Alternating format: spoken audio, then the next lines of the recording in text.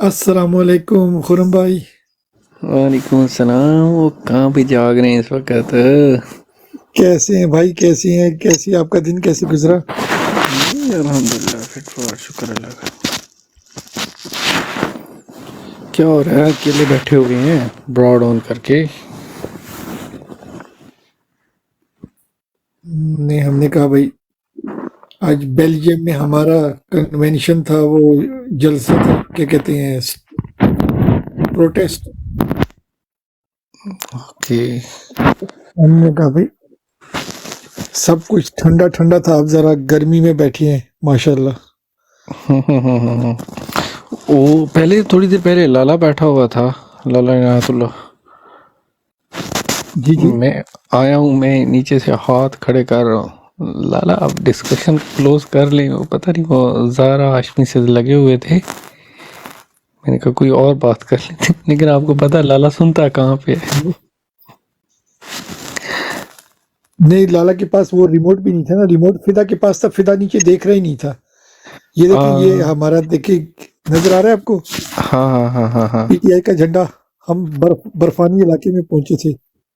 वो आगे हमारा लाल, आगे मेरे ख्याल से ये फिदा है। नहीं।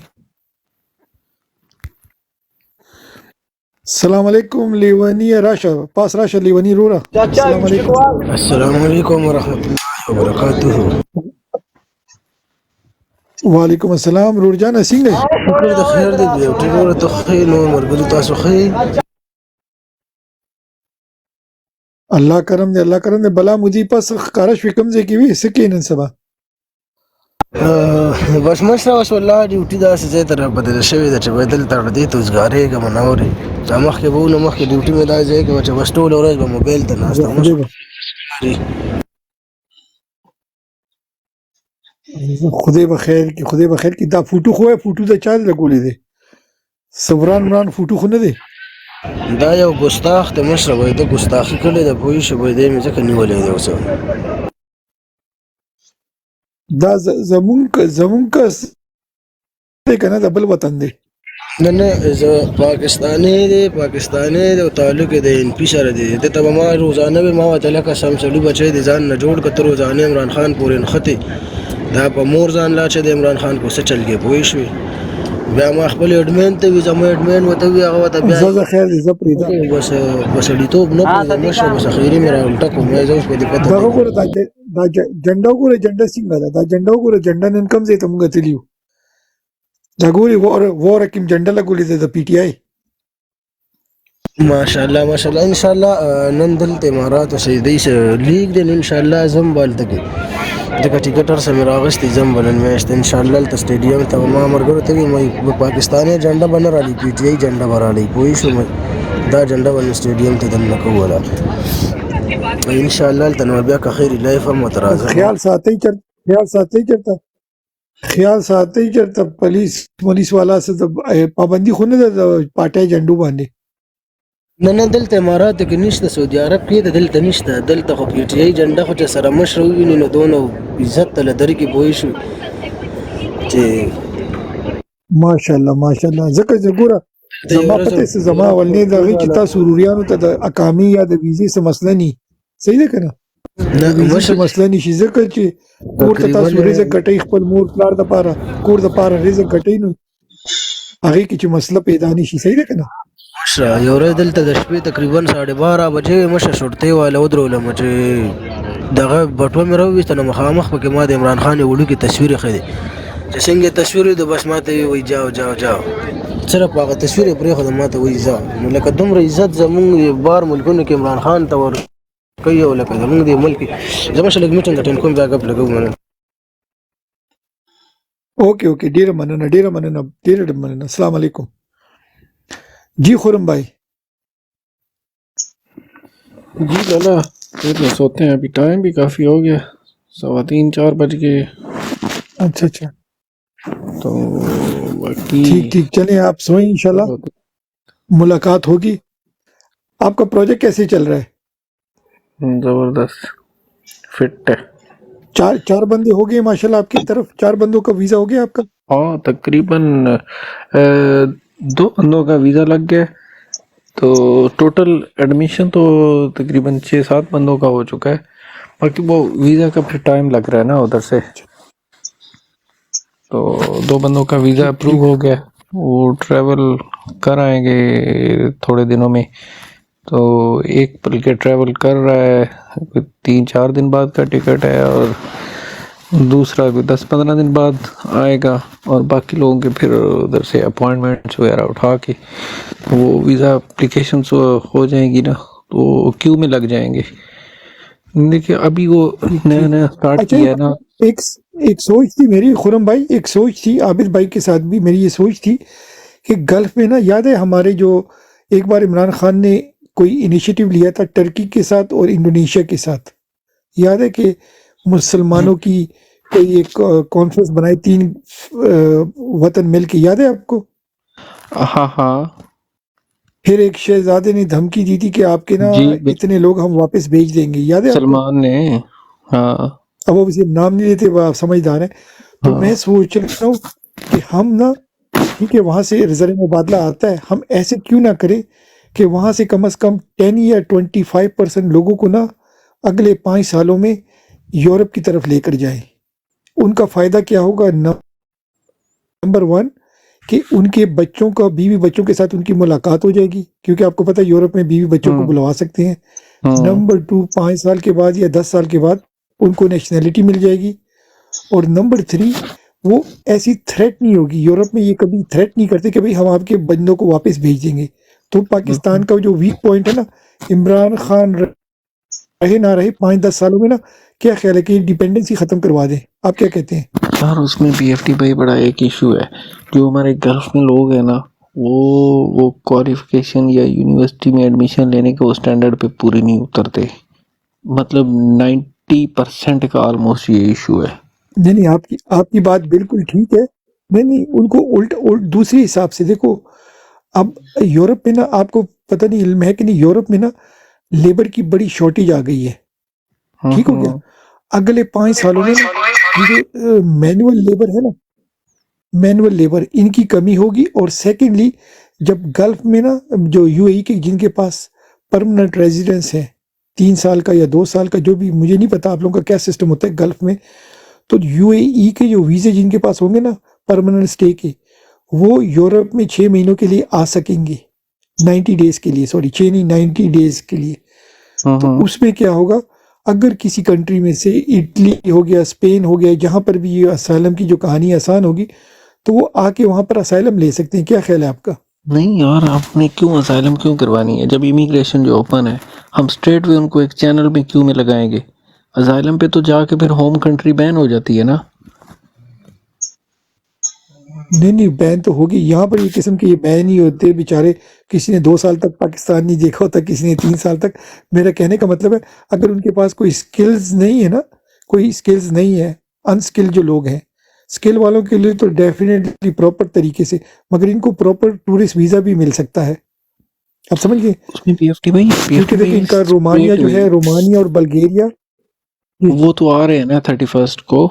देखें स्ट्रेट वे वो हाँ। विजिट वीजे पे आए, और ये पोर्चुगाल है ना, पोर्चुगाल में हम उनको इमिग्रेशन की लाइन में लगा देंगे। हम उनकी पेपर्स डॉक्यूमेंटेशन सारी सबमिट करवा देंगे, उनको क्यू में लगाएंगे और उधर लीगल स्टे करेंगे। वो ये नहीं कि जब तक पहला कार्ड नहीं मिलता वो टोटल राइट्स के साथ रहेंगे इधर। पुर्तगाल का थोड़ा सा समझाने, पुर्तगाल का सिस्टम क्या है, क्योंकि पहले एक भाई बताते थे, अब वो मेरे ख्याल से उसका मेरे साथ कांटेक्ट नहीं, वो इन्हीं गल्फ वालों की हेल्प करते थे, वो टिकटॉकर में थे। तो वो कहते थे कि भाई आप कोई वहाँ पर कंपनी खोलते हैं और कोई टैक्स टूक्स जमा कराते हैं, और साल या 2 साल बाद आपका कोई परमानेंट हो जाता है। मगर अब मेरे ख्याल से वो लूप होल उन्होंने बंद कर दिया। आपकी ज़्यादा नॉलेज है, आप होकर आए तो समझाएं कि ये क्या सिस्टम है पुर्तगाल का। भाई इधर आप अगर आते हैं पुर्तगाल में, लीगल या इलीगल दोनों कंडीशंस में आपको ये स्टे देता है। देखें उसमें होता क्या है कि आपका पहले एक सबसे पहले आपने एक होटल एंट्री इधर करवानी है। वो होटल्स का जो सिस्टम है ना, वो इनका इमिग्रेशन के साथ इन कांटेक्ट है कि कोई भी विजिटर आता है वो होटल में स्टे करता है, नेक्स्ट डे वो अपनी होटल एंट्री होटल वालों से डिमांड करता है कि जी मुझे इनका एक इदारा था SCF, तो ओके मुझे वो सेफ एंट्री दे दें। वो होटल वाले एक पेपर निकाल देते थे, वो पेपर ऑटो जनरेटेड होता था, क्योंकि जब हम पासपोर्ट के थ्रू होटल में एंट्री करवाते हैं तो ये उनके सिस्टम में एंट्री हो जाती है। नेक्स्ट डे वो एक पेपर जनरेट हो जाता है, वो सेफ एंट्री उसको बोलते हैं, सबसे पहला पेपर वो। फिर इधर इनका फाइनेंस ऑफिस होता है एक, उधर आप जाते हैं जी, आप बताते हैं कि ये मेरा पासपोर्ट है और मैं अपना फाइनेंस बनाना चाह रहा हूँ। उसके लिए आपको एक गारंटर की ज़रूरत होती है जो पुर्तगीज़ सिटीज़न है। वो भी कोई इशू नहीं है, वो भी हम एट द स्पॉट अरेंज कर लेंगे। लोग जो नए आते हैं उनको बेसिकली वो गारंटर नहीं मिलता। गारंटर का मतलब ये होता है कि ये बंदा आया, ये मेरे पास स्टे करेगा, मैं इसको जानता हूँ, इसका फाइनेंस पेपर बना दें। तो वो इधर 20 यूरोस 30 यूरोस लेके वो हो जाता है सीन पार्ट। सेकंड एक पेपर बनता है सोशल सिक्योरिटी का, इधर बोलते हैं उसको सोगरांसा सोशल। वो पेपर बनता है, हम सोशल सिक्योरिटी में इनके ऐड हो जाते हैं कि अगर हम जॉब करते हैं तो हमारी कंट्रीब्यूशन उसमें होगी, तो वो हम एक लीगल इनकी डोमेन में आ जाते हैं। तो फिर इधर कुछ कॉन्ट्रैक्ट बाय करते हैं लोग कि हम प्रॉपर इनके सिस्टम में आके फाइल लॉक करवा दें। फाइल लॉक का मतलब ये होता है कि हमने अपना फाइनेंस वाला पेपर, सोशल सिक्योरिटी वाला, सेफ एंट्री वाला, ये 3-4 पेपर और जो प्रॉमिस कॉन्ट्रैक्ट या शॉर्ट टाइम कॉन्ट्रैक्ट है वो लगा के हम इधर एक फ़ाइल सबमिट करवाते हैं। इधर ऑनलाइन ही होती है सबमिट वो। तो वो जिस टाइम आपकी फ़ाइल सबमिट होती है उसके बाद ऑलमोस्ट आजकल 16 से 18 महीने लग रहे हैं आपको फर्स्ट DRC के लिए, बायोमेट्रिक्स के लिए कॉल करते हैं, ईमेल करते हैं आपको। वो ईमेल देनी है आपने और बेसिक उसके साथ PCC देना अपनी होम कंट्री का, दैट्स इट, आपको स्टेटस मिल जाता है। अजाइलम में क्या होता है, अजाइलम किसी तरह की भी हो, वो अप्रूव होने के बाद आप पे आपकी होम कंट्री बैन होती है। तो इस वजह से मैं उसको कभी भी प्रायोरिटी नहीं दूंगा कि असाइलम वाले क्यू में आना चाहिए। जब स्टेट में आपको इमिग्रेशन मिल रही है तो आप इसको प्रायोरिटाइज करें। डन हो गया, ठीक हो गया। अच्छा, इसमें कौन सी कैटेगरी के लोग आ सकते हैं? सेमी स्किल्ड, स्किल्ड या सारे प्रोफेशनल? ही आ सकते हैं। कोई इन्होंने ये स्किल्ड ऑक्यूपेशन लिस्ट नहीं रखी हुई, जैसे ये ऑस्ट्रेलिया, UK या न्यूजीलैंड रखी होती है ना, वो कोई इसकी कंडीशनल है ही नहीं। जी जी, सारी लेबर ही आती है इधर। ठीक है। और इनके विजिट के लिए, अच्छा विजिट के लिए इनको क्या चाहिए होते हैं? विजिट की क्या रिक्वायरमेंट है विजिट वीज़े के लिए, अगर पाकिस्तान से ये अप्लाई करते हैं या किसी गल्फ कंट्री से करते हैं? गल्फ वालों के लिए कंपैरेटिवली इजी है। अबू धाबी में ये सब के एम्बेसीज हैं, तो ये अपना उधर का रेजिडेंट कार्ड वगैरह शो करवाएं, थोड़ी स्टेटमेंट वगैरह शो करवाएं, तो विजिट वीज़ा अबू धाबी से अप्लाई करें। कंपैरेटिवली उसके अच्छे चांसेस हैं विजिट वीज़ा लगने के। उसकी वजह ये होती है, ये जो वीज़ा ऑफिसर्स होते हैं ना PFT भाई, ये ना कंट्री वाइज इनकी ट्रेनिंग होती है। जिस कंट्री में जिस तरह की चीटिंग फ्रॉड होना, ये वीज़ा ऑफिसर की ट्रेनिंग भी उसी तरह से होती है। तो इस वजह से वो मतलब कैलकुलेशन होती है कि वीज़ा रेशो किधर से अच्छी है किधर से नहीं। तो अबू धाबी एक अच्छा चांस है, उधर से वीज़ा लगने के अच्छे चांसेस होते हैं। ठीक हो गया। और जाहिर बात है पाकिस्तान में तो मेरे ख्याल से वो फ्रॉड ज़्यादा करते होंगे, वहाँ से इनकी चांस नील होंगे या बिल्कुल। कम होंगे। बिल्कुल। तो गल्फ कंट्री में अबू धाबी ओबीसी अमीर वतन है, तो वहाँ से हो गया। और बाकी जो हैं जैसे टर्की हो गया यहाँ से, या बाकी कोई नॉन EU कंट्री से आना हो, उनके लिए क्या रिक्वायरमेंट है? देखिए ये डिपेंड करता है, टर्की या मलेशिया?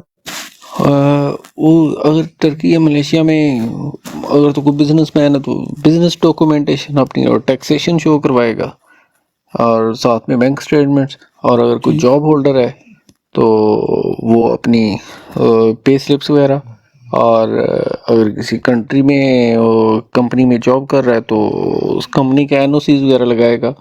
तो ये बेसिक रिक्वायरमेंट्स होती हैं 2-3। ये अगर यूके से भी आप करेंगे इधर का शेंगन का तो फिर भी यही होंगी, और कहीं से भी करेंगे अगर जॉब कर रहे हैं तो एनओसी और पे स्लिप्स, साथ में बैंक स्टेटमेंट, और फिर वो होटल रिजर्वेशन और रिटर्न टिकट्स वगैरह और ट्रैवल इंश्योरेंस वगैरह, ये बेसिक डॉक्यूमेंटेशन होती है। तो ये फिर वो कंट्री आपके टू ख्याल कंट्री में वेरी करता है ना। आपके ख्याल में अगर जी जी। पाकिस्तान की माइग्रेशन पे अगर हम थोड़ा सा कॉन्सेंट्रेट करें और इंस्टेड ऑफ लोगों को गल्फ ले जाने के बजाय अगर यूरोप की तरफ हम इनको डाइवर्ट करते हैं और लीगल तरीके से, तो आपके ख्याल में मैक्सिमम कितने लोगों को हम ट्रांसफ़र कर सकते हैं एक साल में? वो रेशो बहुत कम होगी। फ्रेंकली कि अगर हम 10 बंदों का केस अप्लाई करते हैं ना उधर से, एक बंदे के अप्रूवल चांसेस हैं। फिर भी नॉट बैड अगर लीगल कोई आ रहा है। हाँ, ठीक हो गया। ऑलमोस्ट ये रेशो है। आप समझ रहे हैं मैं कहना क्या चाह रहा हूँ कि भाई मैं उनकी समझ रहा लाइफ हूँ। बन जाएगी जो वहां से आते हैं ना। जी जी। वो अब ठीक कह रहे हैं, हमें फिर टारगेट उस हवाले से गल्फ को ज़्यादा करना चाहिए। जो ऑलरेडी कंट्री से पहले बाहर हैं तो उनको एक अच्छी मतलब ना रिलोकेट किया जाए। जबरदस्त। वो हमारी गवर्नमेंट को फिर वो उनके आर्म ट्विस्टिंग भी ना करें जैसे एक बार हो चुका है। हाँ, क्योंकि हमें आप अपनी समझ रहे हैं ना, कंट्री वो से हमारे यंग मुसलमान लेबर भाई है मगर उसका डेफिसिट ना हो, अपनी कंट्री में भी डेफिसिट ना हो लेबर का, जी उस चीज़ का भी ख्याल करना है। जो ऑलरेडी लेबर ठीक बाहर है ठीक। उसको रिलोकेट करके हम, ताकि कल को जी किसी और कंट्री के हाथों मैनिपुलेट भी ना हो और उनको भी एक अच्छा स्टेटस मिल जाए। आप समझ गए ना मेरा कहना क्या था कि भाई वो यस एक यस। बड़ा हिस्टोरिक केस था। हमारी हाँ कंट्री ने दबा दिया था मगर जो पढ़े लिखे हैं वो समझ गए थे कि ये गेम क्या हुई थी। हाँ जी बिल्कुल। और अभी जो रेमिटेंस की आपने देखा, हमने एक स्कीम, वो स्कीम तो नहीं, एक आइडिया हम दे रहे हैं, उसमें सबसे ज़्यादा हमें जो है ना नुकसान कहाँ से हो रहा है, ये गल्फ कंट्री वाले जो है ना ये ज़्यादा भेज रहे हैं। हमने यूरोप में तो तकरीबन इसको 50% कम कर दिया है। जितने हाँ हमारे बिल्कुल। यूरोपियन है ना, नॉर्थ अमेरिकन यूरोपियन, हमने इसको टाई अप कर दिया है। मगर इन बेचारों की समझ में नहीं आ रहा, और या ये समझ नहीं रह सकते, तो इनकी कोई रिस्ट्रिक्शन है या इनकी कोई नादानी है, तो ये अभी भी भेजी जा रहे हैं और इनसे काम चल रहा है उनका। यार वही ना, इलिटरेसी की रेशो और फैमिली डिपेंडेंसी, वो रेशो बहुत ज़्यादा है। जब वो इधर रिलोकेट होंगे तो वो फैमिली डिपेंडेंसी जो है ना वो शॉर्ट होके वो फैमिलीज को साथ ही मूव इधर कर लेंगे with the passage of time. तो इसमें वो मानी से भी मेरी बात हुई थी। मानी का वो क्वालिफिकेशन वगैरह सारी वो मैंने डिटेल्स ले ली थी और उसको फिर एक डायरेक्शन दी थी। तो थोड़ा कॉम्प्लिकेटेड था उसका केस, लेकिन उसको एक डायरेक्शन दी थी कि थोड़ा ये 2-4-6 महीने ये काम करो, एडमिशन उसका करवा लेंगे। बैंक स्टेटमेंट बना लो अपनी, बैंक स्टेटमेंट हाँ वगैरह बना के। स्टेटमेंट वगैरह, और आइट्स था उसका बेसिक रिक्वायरमेंट, आइट्स मैंने कहा कर लो तो हो जाएगा, क्योंकि उसका कोई स्टडी गैप वगैरह और प्रीवियस जो एकेडमिक स्कोरिंग थी वो भी ज़रा थोड़ी पुअर लेवल पे थी। अच्छा अच्छा अच्छा, ठीक ठीक ठीक हो गया। उसका भी है, अगर वो भी निकलता है ना तो वो फिर लोगों को गाइड कर सकता है, क्योंकि अगर जो प्रैक्टिकल आपके पास कोई एक्सपीरियंस करके निकलेगा ना उसकी लोग ज़्यादा सुनेंगे। क्या ख्याल है आपका? हाँ डेफिनेटली, वो उनकी कम्युनिटी को रिप्रेजेंट करेगा ना, गल्फ वालों को, जो भी उसके मतलब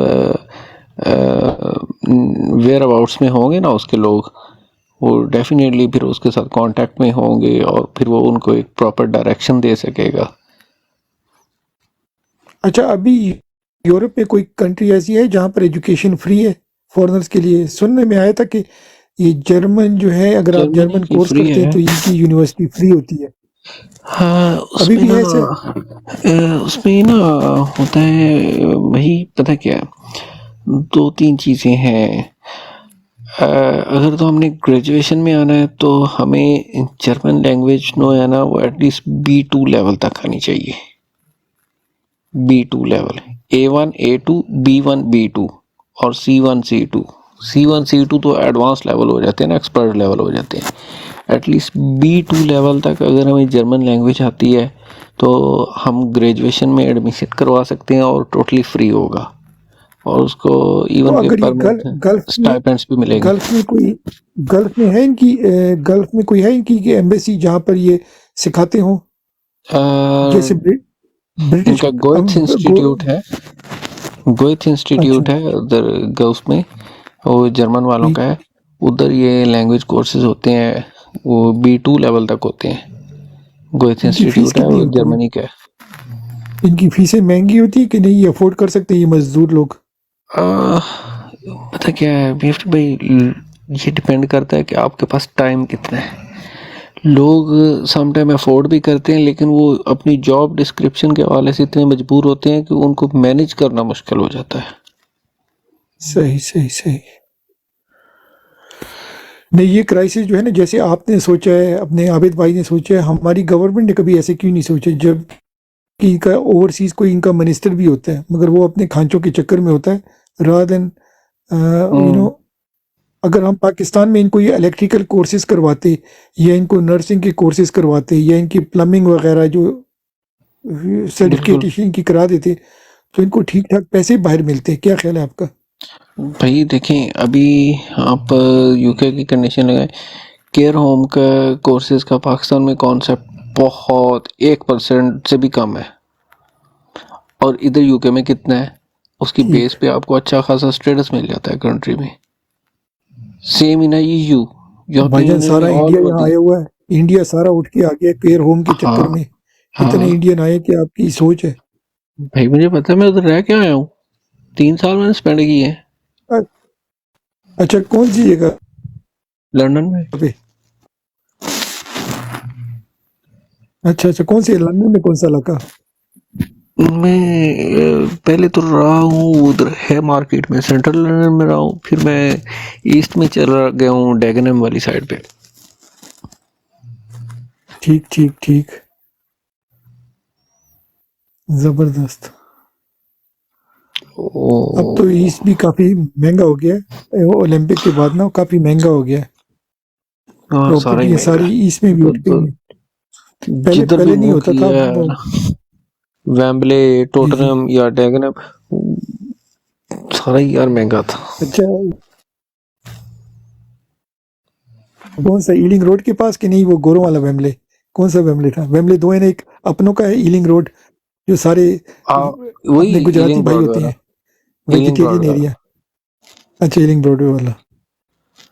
ठीक ठीक ठीक। ओ बस यार, अभी तो मुझे सारी वो मेट्रो लाइन की भी यार भूल गए हैं, मतलब अभी काफी याद है।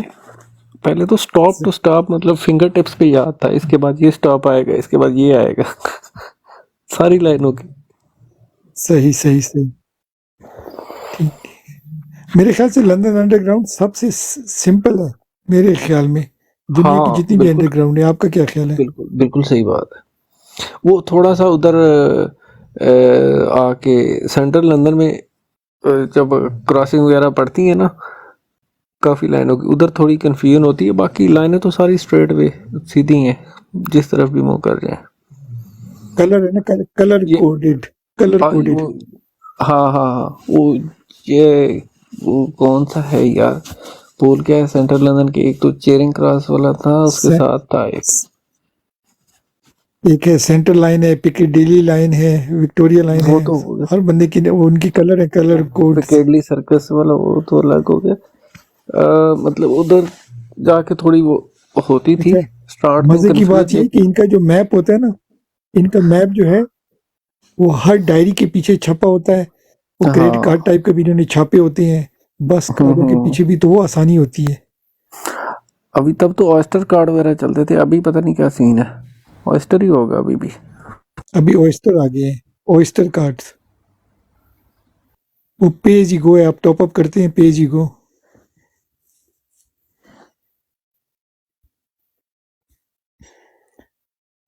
ठीक ठीक ठीक। तो चेंज क्यों किया, यूके को छोड़ा क्यों? मजा नहीं आया?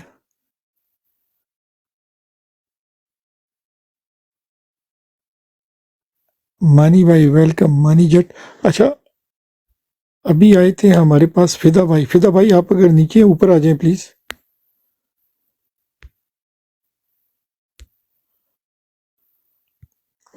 अच्छा मानी जट अगर आप सुन रहे हैं इनायत लाला और ओसी भाई को ज़रा शेयर करेंगे मानी जट प्लीज़।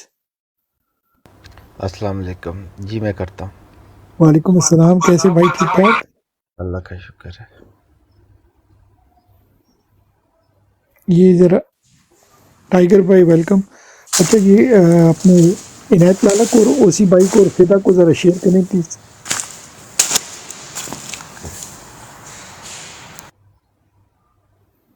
अभी फिदा ने आईडी का नाम चेंज कर दिया था ना, क्या नाम रखा था उन्होंने? फिदा यार उसने उर्दू में कुछ लिखा है, बहुत लंबा सा नाम है, मुझे भी याद नहीं आता। आप अगर फिदा लिखेंगे वो आ जाएगा, टाइप करें ना FIDA, अच्छा, उसकी आईडी आ जाएगी मेरे ख्याल से। ओसी भाई और लाला इनायत को तो स्ट्रेट फॉरवर्ड है, उनको ज़रा सेंड कर दे। बाकी खुरम भाई जो आपने काम शुरू किया है ना, माशाल्लाह सबसे बेस्ट काम है, अल्लाह हमें इसमें बरकत डाले। आप लोगों से भी दुआ लेंगे और पाकिस्तान की बेहतरी के लिए भी काम कर रहे हैं माशाल्लाह। हेड्स ऑफ टू यू, ज़बरदस्त काम। जी बीएफडी भाई देखिए, अभी तक तो जो है ना वो उसमें कोई प्रायोरिटी मैंने अर्निंग वाली नहीं मतलब रखी ना। अभी फिर भी होता है कि लोग इधर बहुत चार्ज करते हैं, लेकिन देखें एक एडमिशन के पीछे अगर कोई 200-300 यूरो रख भी लेना तो वो कोई नहीं, ज़्यादा नहीं है। लोग तो बहुत ज़्यादा पैसे इधर, सिर्फ मेरा और दूसरे एजेंट्स का फ़र्क ये है कि दूसरे एजेंट्स जो है ना वो यूनिवर्सिटी के साथ डीलिंग एंड पे हैं कि 20% ले लेते हैं ना उधर से ट्यूशन फीस में से। तो अब मैं ये सीन पार्ट नहीं करता ना, मैं स्ट्रेट वे अगर स्टूडेंट जो है ना उसका एकेडमिक रिकॉर्ड अच्छा है तो यूनिवर्सिटी से मैक्सिमम डिस्काउंट करवा के उसको फ़ी देता हूँ, क्योंकि उसमें से मैं नहीं लेता ना अपने, मैं स्टूडेंट से ही चार्ज करता हूँ कि भाई स्ट्रेट वे बात ये है कि मैं ये 200 यूरो लूँगा या 300 यूरो लूँगा तो आपका इधर एडमिशन होगा, और ये जो आपके पास वेबसाइट पे जितनी फ़ीस की शो हो रही है तो आपके एकेडमिक रिकॉर्ड के मुताबिक इनके साथ मैं फ़ाइट करूँगा और इस फ़ीस में से भी डिस्काउंट करवाऊँगा जो यूनिवर्सिटी ने लगाई हुई है ऊपर अपनी वेबसाइट पे, तो उधर से उसको बेनिफिट लेके देता हूँ। तो उससे स्टूडेंट बड़ा खुश होता है कि भाई मुझे स्कॉलरशिप मिल गया ना।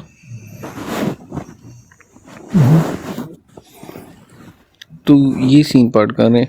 बाकी ये है कि सम टाइम यार डिपेंड करता है, कुछ स्टूडेंट्स जो है ना, एक स्टूडेंट है अभी तक जो मेरे मतलब प्रोसेस में है, तो उसका एडमिशन करवाया, वो घर से ज़रा फाइनेंशियली नहीं था इतना साउंड ना, तो उससे मैंने चार्ज नहीं किया उससे, तो उससे यही बोला कि यार भाई आपका दिल करे तो दे देना, अदरवाइज़ कोई इशू नहीं है, मुझे एडमिशन करवा दिया था उसका ना। वो डिपेंड करता है कि यार बंदे की अफोर्डेबिलिटी कितनी है। प्लस रेफरल भी हो सकता है, अगर ओबीसी ये बंदा कामयाब होता है तो जाहिर बात है, कोई कहते हैं सक्सेसफुल बंदा 5 बंदों को आपकी क्या कहते हैं सक्सेस बताता है, तो रेफरल में आपको ऐसे लोग मिल जाएंगे जो ओबीसी पे ऑफ कर लेंगे in long run.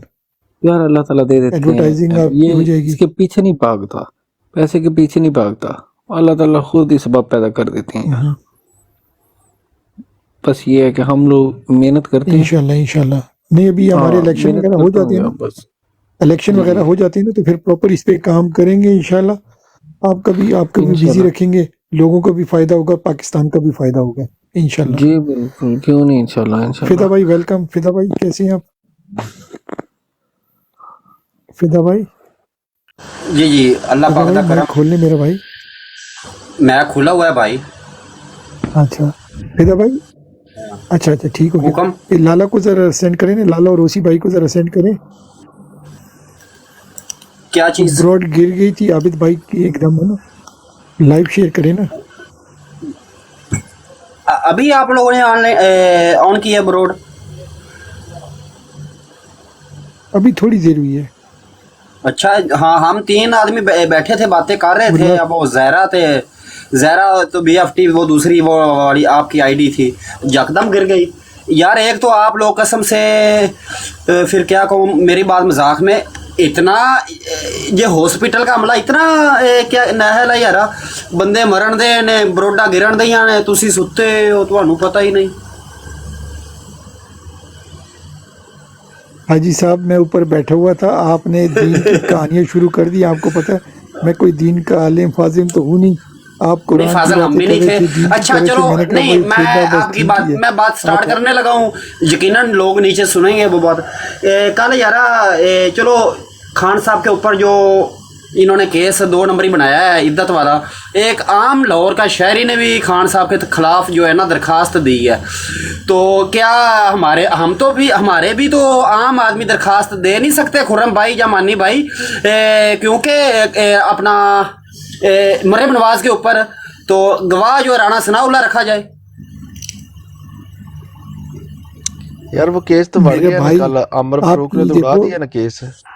Lala case वाड़ दिता लेकिन केस तरीके ना वाड़िया है अपना राजा साहब ने। राजा साहब की हैट्रिक हो गई है।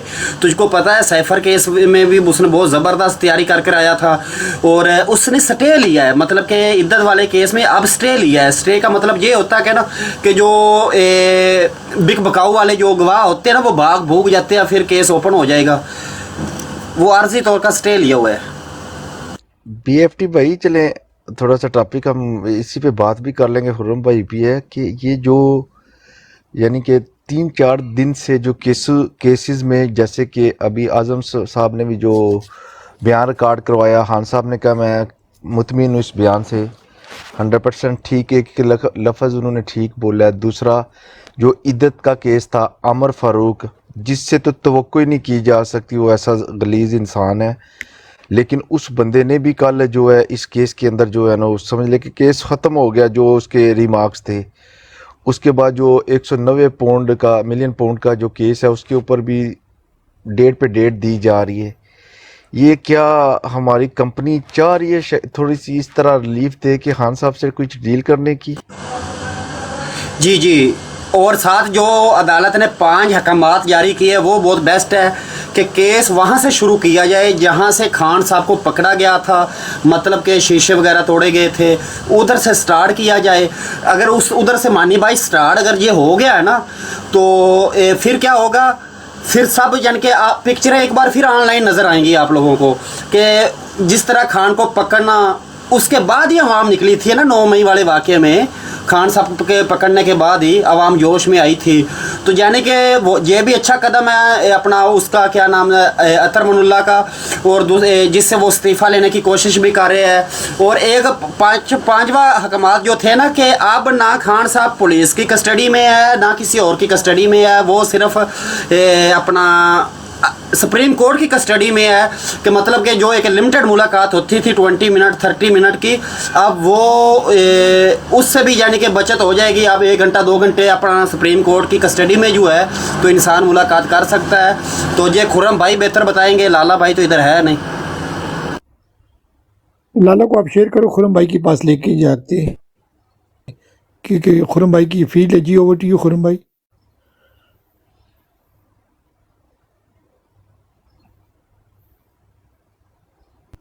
हाँ जी बीएफटी भाई बताइए क्या सवाल किया था? जी मानी जट आप जरा क्वेश्चन रिपीट करेंगे? खुर्रम मानी भाई जट सवाल मेरा ये था कि देखिए जो 3-4 दिन से कोर्ट वगैरह में जो केसेस खान साहब के लगे हुए हैं ना, जैसा कि आज़म ने जो बयान रिकॉर्ड करवाया कुरान पाक पे हाथ रख के, और खान साहब ने कहा कि उसने जो एक लफ्ज़ बोला है, सहाफ़ी के सवाल पे पूछा कि ये आज़म ने बयान ठीक दिया है, तो उन्होंने कहा कि बिल्कुल उन्होंने जो भी उसने बात की है एक लफ्ज़ उसका सच है, हर बात उसकी सच है, ठीक कहा है उसने।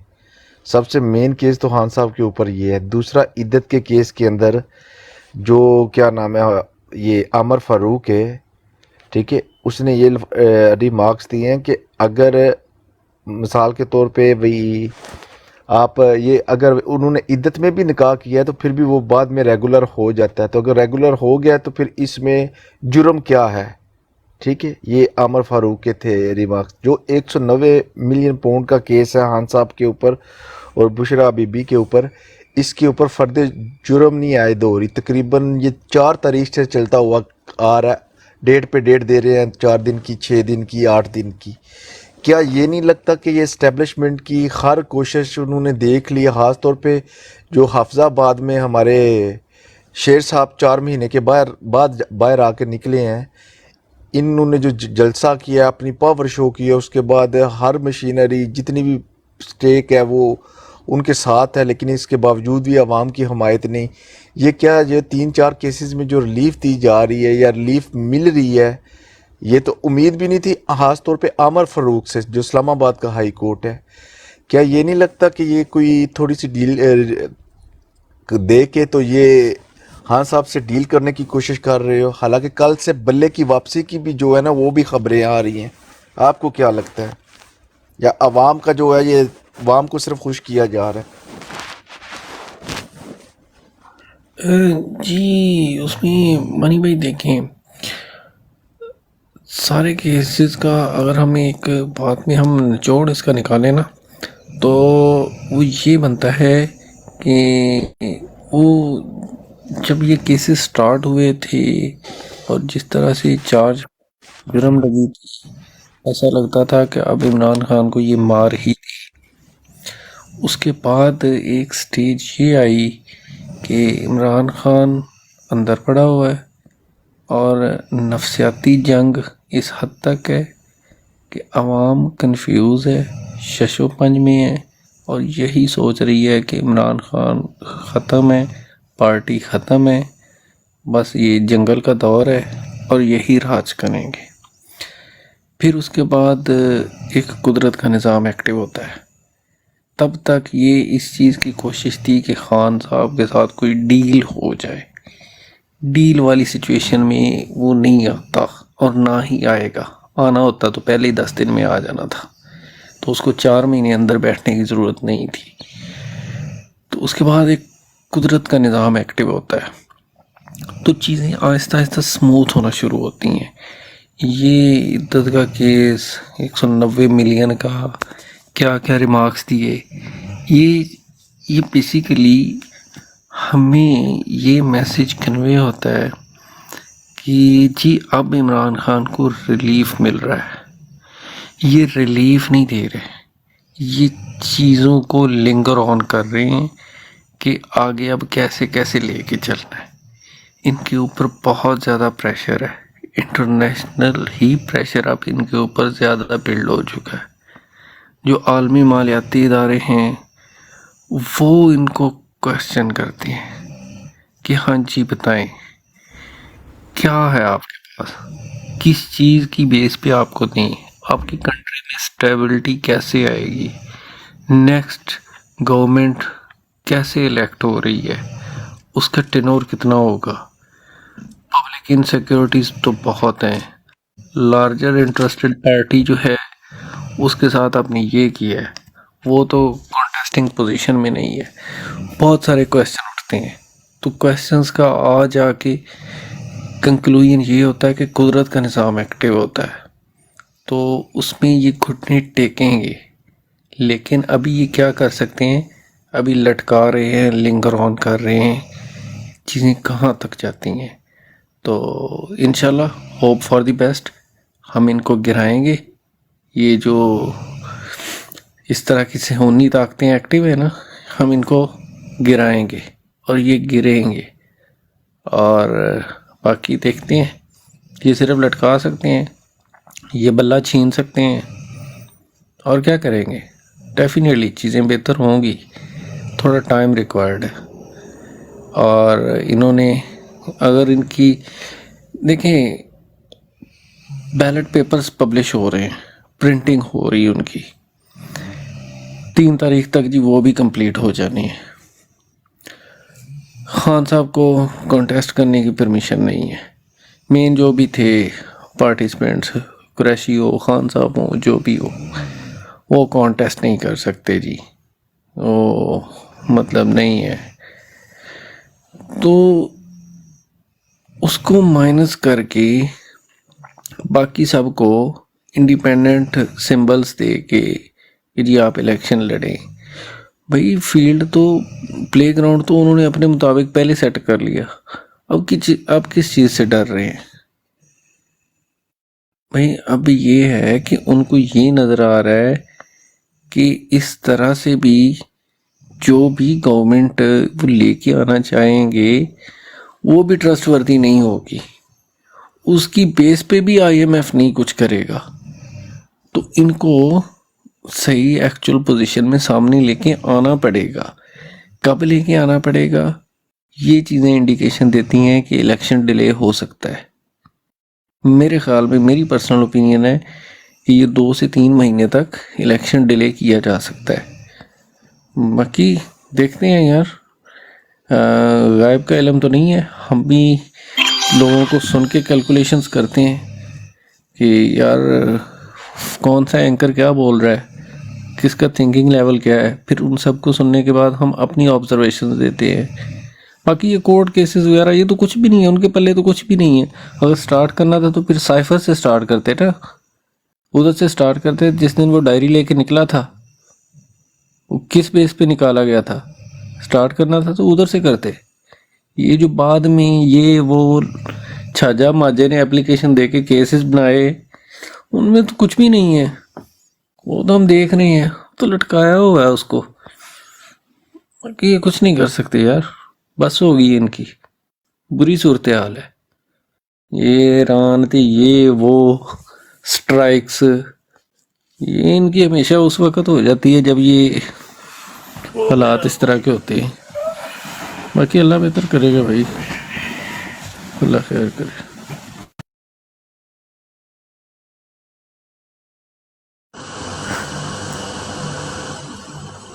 जी बिल्कुल खुर्रम भाई, ऐसा ही है। लेकिन अब बात ये ना कि डिले होगा तो फ़ायदा पीटीआई का है, डिले ना भी हो तो फिर भी फ़ायदा पीटीआई का। देखो खानेवाल का जलसा आपके सामने है, क्या हुआ। एक सिर्फ वही खान साहब की मरीम नवाज़ की पुरानी इल्ज़ाम, पुरानी बातें, बाप उसका आया, उसने भी क्या किया, 5 मिनट की तकरीर की, मुझे क्यों निकाला।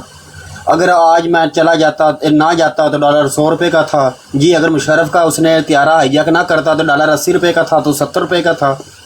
तो इस तरह की चीज़ें नोट की जाए तो इनके पल्ले है ही भी कुछ नहीं। दूसरी बात, खान साहब वो तो आएगा, वो तो डाउट ही नहीं है।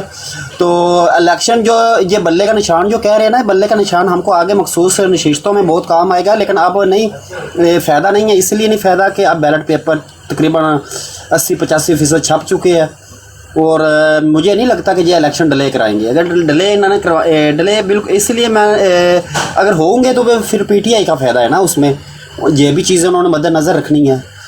तो कुछ कहा नहीं जा सकता, लेकिन इनके तो नंबर ही नहीं पूरे। और मैं कहता हूँ जो पीपल पार्टी जलसे कर रही है ना, सबसे ज़्यादा फ़ायदा उसको पीटीआई को हो रहा है, क्योंकि वो नून लीग के ख़िलाफ़ बोल रही है तो ज़हर है। तो किसको फ़ायदा हो रहा है? हमारा भी यही बयानिया है। और जो नून लीग जलसे कर रही है वो खान साहब के ख़िलाफ़ बोल रही है, उससे ना हमको फ़ायदा हो रहा है, ना पीटीआई का कोई नुकसान नहीं हो रहा है, वो उल्टा उनका अपना नुकसान हो रहा है। कल एक लीगी आदमी, देखो पटवारी और लीगी जो कारकुन है ना, बहुत फ़र्क है।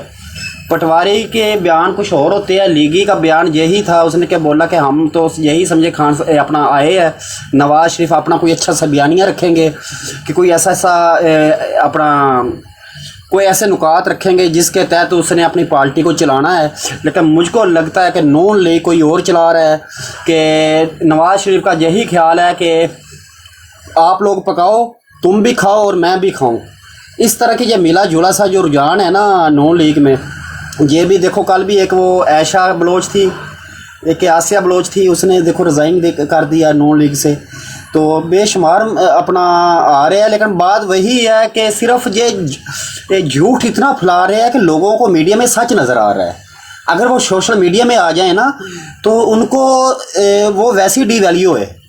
तो दूसरी बात, जैसे क्या नाम था उसका, जो ईसा फैज़, इतना मशहूर नाम भी देखो हमारी ज़बान में नहीं आता। तो ईसा फैज़ देखो जो सोशल मीडिया देखता नहीं है, अब उसको पता चल गया धी बहन एक ही हुई है, कि यानी कि मिट्टी पलीर की थी साड़ी। उसने वो ये टास्क दिया है जो आज से कोई 10-12 साल पहले जो लोग बोलते थे कि मोबाइल हराम है, यूट्यूब हराम है, वही लोग आते हैं, वो कहते हैं पहले फॉलो करो, चैनल को सब्सक्राइब करो, फिर हम आपको मसला बताएंगे। वो मौलवी हजरात जो इन्होंने स्टैंड किए है दोबारा से कि कोई ना कोई फतवा ऐसा लगाओ कि मेरा जो दामन साफ़ हो, अब उन मौलवियों ने भी गंदा होना है 1-2 दिन के अंदर अंदर। तो ये पोजीशन चल गई। खुशबू को हम लोग कैद नहीं कर सकते, जो कुछ मर्जी हो जाए। मैंने नहीं देख कोई ऐसी, ना तो कोई साइंसदान पैदा हुआ है जो खुशबू को कैद कर सके। तो लेकिन ये ज़रूर देखा है कि जहाँ गंद हो उधर खुशबू फैलाई जाए तो गंद ख़त्म हो जाता है, लेकिन जहाँ खुशबू हो उधर गंद जो है फैलाया जाए खुशबू को ख़त्म करने के लिए। ये भी मैं अपनी ज़िंदगी में पहली बार सुन रहा हूँ कि एक खुशबू को ख़त्म करने के लिए जो गंद इकट्ठा किया हुआ है इन लोगों ने।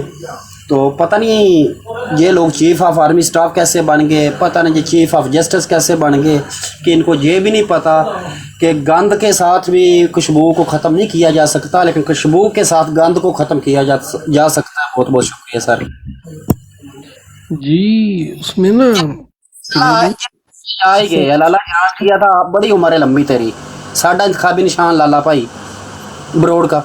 जी अस्सलाम वालेकुम, थैंक यू फिदा। आयशा रजब जो है ना, आयशा रजब ये वही है ना जो तलाल के साथ तंजीम साजी कर रही थी। ये तंजीम साजी के लिए बहुत मशहूर थी। सानू नहीं पता तंजीम साजी करन दी कि बच्चे पैदा करन दी, लेकिन जेड़ी गल ग्राउंड 'च चलन दी असी वही दसी भरावा। उसमें ना भाई उसमें ये है कि उसको हल्के में कोई नहीं जानता। उसका हस्बैंड था रजब बलोच, उसकी अच्छी वर्थ थी, तो नून लीग ने टिकट दे दिया रजब के छोटे भाई को, अली गौर को, जो लास्ट टाइम एमएनए था। तो ये चाह रही थी कि इलेक्टेड मतलब मुझे मिले ना, लेकिन इसको उन्होंने रिज़र्व सीट्स पे लास्ट टाइम लिया था एमएनए। तो ये अपने बेटे के लिए कर रही थी ट्राई, लेकिन पार्टी ने उसको कंसिडर नहीं किया, उसके वो देवर को दे दिया टिकट ना। तो ये तो उस मतलब गेम प्लान में जी मैं पीटीआई के साथ हूँ, ये वो पीटीआई ने उसको कोई नहीं कंसिडर करना, और ना ही उसकी कोई हल्के में वर्थ है। और मैं बड़े अच्छे तरीके से सारे हल्के को जानता हूँ। ये उधर देखें, सबसे बड़ा जो है ना, हमें स्ट्राइक बैक पीटीआई को NA-97 की आप बात कर रहे हैं, आयशा रजब जिद्दत से है ये ना। उधर एक जुल्फ़कार भट्टू था, पीटीआई का कैंडिडेट था NA के टिकट का, लेकिन और एक यासिर बलोच था। उन दोनों को पार्टी ने साइड पे करके सादुल्ला बलोच को टिकट दिया उधर, और सादुल्ला बलोच अच्छा कॉन्टेस्टिंग कैंडिडेट है, ये पार्टी ने उधर अच्छा डिसीजन किया। और उधर उसको टफ टाइम एक अली गौर खान बलोच PMLN से एमएनए का, और एक IPP का ये हुमायूं अख्तर खान, ये कॉन्टेस्टिंग 3 कैंडिडेट्स हैं। और राइट नो अभी तक की पोजीशन में वो हुमायूं अख्तर खान इस्तेकाम पाकिस्तान का, उसने बहुत पैसा फेंका है उस हल्के में, और उसकी पोजीशन है, क्योंकि अभी तक जो पीटीआई का कैंडिडेट था वो तो कैंपेन के लिए निकला ही नहीं था बाहर, वो कल से एक्टिव हुआ है जब से उसको टिकट अलॉट हुआ है। अभी तीनों में टफ जो है ना वो कंपटीशन है, देखते हैं उधर। लेकिन वो बाकी वाले जो हमारे पीटीआई के कैंडिडेट्स थे ना, जो पहले यासिर बलोच और जुल्फ़कार भट्टू थे, वो सपोर्ट नहीं कर रहे। जिसको पार्टी ने टिकट दिया ना उसको अब सपोर्ट नहीं कर रहे, वो खुद जाके इंडिपेंडेंट खड़े हो गए हैं। इससे तो पीटीआई का वोट टूटा है बेसिकली। ये बड़े प्रॉब्लम्स आ रहे हैं हर बंदे को यार, उधर अपनी पड़ी हुई है। जिसको पार्टी ने टिकट दे दिया, बाकी उसके साथ सबमिट कर जाओ, उसको सपोर्ट करो ताकि हमारी सीट उधर से निकले। तो वो बड़े पुराने पॉलिटिशियंस हैं, वो रावी की ख़ास वो पॉलिटिक्स है उधर की। वो नासिर बलोच का बेटा है, और नासिर बलोच जो है ना वो किसी दौर में फेडरल मिनिस्टर था जुनेजो के दौर में, और 6 टाइम्स एमएनए रहा है वो। तो उसका ये बेटा सादुल्ला बलोच, पार्टी ने अच्छा डिसीजन किया कि उसको टिकट दिया। लास्ट टाइम भी उसके पास टिकट था, तो वो 3-4 हज़ार की मतलब मार्जिन से हारा था, लेकिन अच्छा फाइट किया था और उसके लेवल का कोई नहीं है उधर कॉन्टेस्टिंग कैंडिडेट। बाकी ये आयशा रज्जब वगैरह कुछ भी नहीं है, ना कोई हल्के में उसकी मानता है, बस उसके देवर की है, उसकी अच्छी बात है, तो उसको आप एक साइड पे रख दें। बाकी यार इंशाल्लाह ये तो अभी वो किसी को गिरफ्तार कर रहे हैं, किसी को कुछ कर रहे हैं, बॉन्डी हरकतें एंड तक करेंगे। बाकी देखते हैं यार, अल्लाह बेहतर करेगा। बस अपनी तरफ से कंपेन पूरी रखनी है। बाकी मेरे पास यार टाइम काफ़ी हो गया है, तो मैं इजाज़त चाहूँगा सबसे भाई। अल्लाह हाफिज़। इनायत लाला, अस्सलाम वालेकुम। अस्सलाम वालेकुम जी। मैं आपके मैसेज आ रहे थे, मैं वीडियो बना रहा था, तो अच्छा अच्छा, ठीक है ठीक है। वो तो वो मैंने बना असल लिया में ब्रो, जो वादा किया था जी आपको। असल में, अच्छा, मैं आपको तो भेजता हूँ ना 2-3 जगहों से, वो आपको मिल रहे हैं। जी जी लाला मिल रहे हैं, मिल बिल्कुल कोई मसला नहीं है। टिकटॉक पर देखा जा सकता है आपको। यूट्यूब में मुझे आपका चैनल नहीं मिला। अच्छा, नायतुल्ला भी लिख लिया, लाला भी लिख लिया, खान भी लिख लिया, मुझे आप नहीं मिले। ये खान टीवी 2 यानी खान टीवी 2। टू इंग्लिश में लिखना है कि रूमी में लिखना है? यार हिंद से में लिखना है। अच्छा एक मिनट लाला, आप इसका स्क्रीनशॉट करके ना इसको सेंड कर दे। चलो मैं कर दूंगा। या नीचे, नहीं, लेकिन या इसको नीचे मैं लाला, चांद भाई का जो है ना बहुत इजी सा चैनल है, चाय विद चांद, वो इजी मिल गया। खान लाला को मैं 2 दिन से ट्राई मार रहा हूँ, मुझे नहीं मिल रहा है। लाला एक कमेंट्स में लिखे ना नीचे, लाला कमेंट्स में लिखे नीचे, स्क्रीनशॉट ले लो। हाँ ये सबसे बेस्ट है, कमेंट में लिख दे, उसका स्क्रीनशॉट ले लेंगे, सबसे बेस्ट है, कमेंट में लिख दे। ये देखो खान, फिर भाई इसका स्क्रीनशॉट ले लेना, ठीक है। और मुझे भी देना है लाला, मैंने इधर जो है ना इधर लगाऊंगा, इधर बड़ी स्क्रीन पे। ठीक है, और ये हम खान टीवी 2 हो गया। प्रमोट और इसमें अगर ये इससे नहीं मिले, क्योंकि ये मैंने नाम चेंज किया है ना किसी ख़ास वजह से, तो इसके नीचे आप लिखेंगे 8 इनायतुल्लाह खान चैनल, 8 इनायतुल्लाह खान चैनल, ठीक है। @ऑफ इससे नजर आएगा जरूर, वो खान 2 वाले में नजर नहीं आएगा। ये आ गया, ये लो फिदा नीचे कमेंट में आ गया, कमेंट में स्क्रीनशॉट ले लो इसका। अच्छा बीएफटी भाई, मैंने अभी एक वीडियो बनाया, वीडियो पर भी, और दूसरा टिकटॉक वाला वो आपको सेंड कर रहा हूँ, तो वो पता है उल्टा आ रहा है, इसके साथ क्या करूँ? जब अपलोड करता हूँ तो अभी मैं उल्टा आ देखता हूँ, रहा अभी देखता हूँ, है। नहीं वो आप नहीं अभी मैं देखता हूँ, जी जी, मैं यूट्यूब की बात कर रहा हूँ। यूट्यूब का तो लाला मुझे नहीं पता ना, मैं यूट्यूब यूज नहीं करता। ओसी भाई से पता करते हैं, ओसी भाई मेरे ख्याल से यूट्यूब यूज करते हैं। मानी इधर नहीं है ओसी हमारे। भाई से पूछ लेंगे, ओसी भाई अस्सलाम वालेकुम। मानी नहीं जी है। लाला, अच्छा वालेकुम सलाम। लाला क्या समस्या बन गई, क्या हो गया? वजह ये हुआ है कि पता नहीं क्या मुझसे टच हुआ है कभी। मैंने मतलब मैं वीडियो बना लिया यूट्यूब के लिए, जब उसको मैं अपलोड करने जाता हूँ तो उधर से उल्टा हो जाता है, यानी कि मेरा वीडियो उल्टा हो जाता है। अप साइड डाउन होता है या लेफ्ट साइड राइट होता है? नहीं, लेफ्ट राइट की बात नहीं है। मतलब अभी मैंने सीधा बनाया हुआ है ना, तो वो क्या हो जाएगा कि वो यानी कि दूसरे एंगल पे चला जाएगा, मतलब नीचे हो जाएगा, मतलब उसका सिर नीचे आ जाएगा, पैर ऊपर चले अप जाएंगे। साइड डाउन हो जाएगा। अच्छा हाँ अच्छा, हाँ उसका आप देखें लाला, कोई आप यूट्यूब पे जब आप अपलोड कर रहे हैं हाँ, उसमें कोई देखें रिफ्लेक्शन वगैरह का ऑप्शन तो नहीं ऑन उसका किया हुआ आपने? तो वो मैं अभी यूट्यूब में जाके क्या करूं, मैं आपसे समझना चाहता चले मैं अभी एक दफा मैं अपना चैनल देखता हूँ, उसमें से मैं कौन सी ऑप्शन है मैं बताता हूँ आपको। हूं। अच्छा चलो ठीक है। हाँ जी बीएफटी भाई, तो वीडियो तो वही जो आपको कहा था वो मैंने बना लिया, और दूसरा मैंने जबरदस्त। YouTube के वो लिए असल में आप लोग की कन्वर्सेशन चल रही थी, ज़्यादा रिलीजियस थी, तो मैं खामोशी से बैठा हुआ, तो मैंने कहा आप लोग ही नहीं हैंडल नहीं, करो। वो ये रिलीजियस मेरे बात पे में हो गई। मैं चाहता था कि जल्द अज जल्द खत्म हो, लेकिन आपको फिदा का पता है ना, फिदा फिर खामोश किधर होता है। लाला मिल गया। मैं अच्छा, मिल गया। हाँ मिल गया। मैंने कहा पाँच ये सौ पता नहीं कितनी वीडियोस है। हाँ, लेकिन ये तो माशाल्लाह माशाल्लाह। मेरा असल तो इन्होंने उड़ा दिया है ना, 2 वीडियो उड़ा दी है मेरे। ये तो अभी कभी कभी मैं आता हूँ, बहुत मुश्किल से। मैं पाकिस्तान जाऊंगा तो उधर से इंशाल्लाह आपको पूरा टीम वर्क के हिसाब से, क्योंकि मुझे न थंबनेल का तरीका आता है, मैं तो कुछ भी नहीं हूँ ना। वो लोग बड़े बड़े थंबनेल बनाकर और पता नहीं क्या कुछ होता है, बीच में कुछ और होता है थंबनेल में, मैं वो काम तो नहीं करता ना।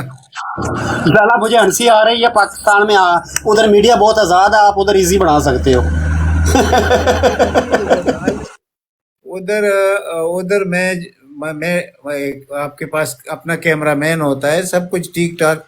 फिर इस तरह नहीं ना, इधर तो मुश्किल है, आपको पता है। इधर ये आप किसको 70-80 पाउंड दिन का देंगे, तो ये काम ये इधर मेरे लिए मुश्किल है। ठीक है, तो उधर देखो इंशाल्लाह हो जाएगा। फ्री काम करने थे, ये कैमरा मैन वाला फ्री काम करना था। इंशाल्लाह फिर जबरदस्त टीम बनाई हुई है, लाइव प्रोग्राम होगा, एक हो साथ में होस्ट भी होगी। वो आज वो तो सिलेक्ट हो चुकी है, और जबरदस्त जिस तरह BFT भाई बात कर रहे हैं, ऐसे लोग तो इनके साथ फिर जब आप प्रोग्राम करते हैं, फिर आप प्रोग्राम, मैं तो बगैर किसी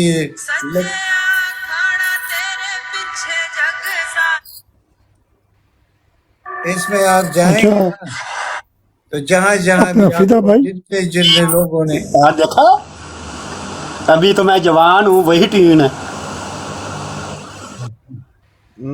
लाला ये खान अच्छा टीवी 2 मेरा जो होस्ट है, कौन है? ये चैनल है या यूट्यूब पे या टिकटॉक पे है? कौन यूट्यूब ले, पे ये लाला का चैनल है। लेकिन ये तो मैं निकाल रहा हूँ, तो वो ड्रामे निकल रहे हैं, वो तो चैनल नहीं आ रहा खान टीवी 2। हाँ मानी, वो ड्रामे निकल रहे। अब ऐसा करना, खान टीवी लिखा, थोड़ा स्पेस डालकर फिर 2 लिखना, फिर ड्रामे नहीं आएंगे। मुझे भी वो ड्रामा आ गया कि तुम मेरे हो। नहीं, हान टीवी जो है एक साथ और 2 में स्पेस। नहीं नहीं नहीं नहीं नहीं, हाँ खान टीवी जो अपना खान टीवी स्पेस टीवी, फिर आगे 2 लिख देना। अगर ड्रामे आएंगे फिर उस स्पेस ख़त्म जैसे ही करोगे तो साथ ही लाला साहब की तस्वीर आ जाएगी। लाला इसका पता है क्या अच्छा हुआ एक है? काम आपकी जो करना, वीडियो आपने है ना जितने लाला, आपकी जो वीडियो है ना, आपने मेरा ख्याल है फोन से रिकॉर्ड की है ना? मैंने फोन से की। हाँ, आपने ना फोन अप साइड डाउन रख के रिकॉर्ड कर दिया वीडियो। नहीं नहीं, जैसी भी करूं, दोनों तरीकों से मैंने किया है, वो नहीं, ऐसे ही आता। आप सीधी रिकॉर्ड करके अपलोड करेंगे, फिर नहीं होगी प्रॉब्लम। सीधी मैंने की है तो उसमें हुआ, तो उसको मैंने छोड़ दिया। बल्कि मैं अभी क्या करूं, अभी मानी है नहीं कि मैं उसको भेज दूं। आप मुझे इधर से भेज उसका नहीं पता है क्या है, जो वीडियो आपने रिकॉर्ड कर लिया ना, या तो फिर मानी को भेजे ना, ये वीडियो एडिटर के अंदर इसकी ओरिएंटेशन फिर ठीक करनी पड़ेगी आपको। वीडियो दोबारा एडिट हो जाएगी उसके अंदर। ये हम जब भी आप रिकॉर्ड किया करें ना वीडियो, इसको स्क्रीन लॉक कर लिया करें, अपनी स्क्रीन लॉक करके ना, उससे फिर ओरिएंटेशन आपकी ऊपर नीचे नहीं होगी। स्क्रीन लॉक करूं? जब भी आप वीडियो रिकॉर्ड किया करें, स्क्रीन लॉक कर लिया करें ना, उससे फिर आपका जो फोन जब आप घुमा लेते हैं ना, बार दफा उल्टा रखा होता है, आप रिकॉर्ड कर लेते हैं उसमें। नहीं नहीं, मैंने एक ही उस एंगल पे रखा हुआ है। एक मैंने बना लिया, वो तो चलो चला गया, टिकटॉक पे तो सही चला गया, लेकिन इधर सही नहीं आ रहा है यूट्यूब पर। इस पे बस इसको भेजें, या आपको इसकी ऊपर नीचे चेंज करनी पड़ेगी वीडियो की ऑप्शन। ये यूट्यूब पे नहीं करेगा। पहले लाला सुबह मानी को भेज देंगे ना। हाँ मानी को भेजें ना, वो BFT भाई ऊपर नीचे, मेरी बात समझ रहे हैं ना? वीडियो कोई भी हाँ वीडियो समझ गए एडिटर लेके ना, आप इसको अपसाइड डाउन ऐसे उल्टा टर्न कर देंगे। वो मानी कर देगा, उसके पास है मेरे ख्याल से, वो तगड़ा है। लाला उसका व्हाट्सएप नंबर तो है ना आपके पास लाला? हाँ है, मानी का चलो वो कल करेंगे, अभी वक्त ज़ाया नहीं करते, वक्त थोड़ा है, तो इंशाल्लाह ये मैं आपको भेजूंगा अभी, तो आप इसको वायरल कीजिए, क्योंकि हम चाहते हैं इसको टिकट मिल जाए ना, ये रिजर्व में। अस्सलाम वालेकुम सारा जी भाइयों। लाला आप लाला भेजो, हम मैंने इसको वायरल कर देते हैं। वैसे ना कुछ काम हम कर रहे हैं, कुछ सीटों के ऊपर ना डेटा इकट्ठा कर रहे हैं, तो वो फिर हम इसको थोड़ा सा डिस्कस करेंगे इंस्टा पे ना। तो यानी कि ना बहुत सी ऐसे टिकटें हैं जो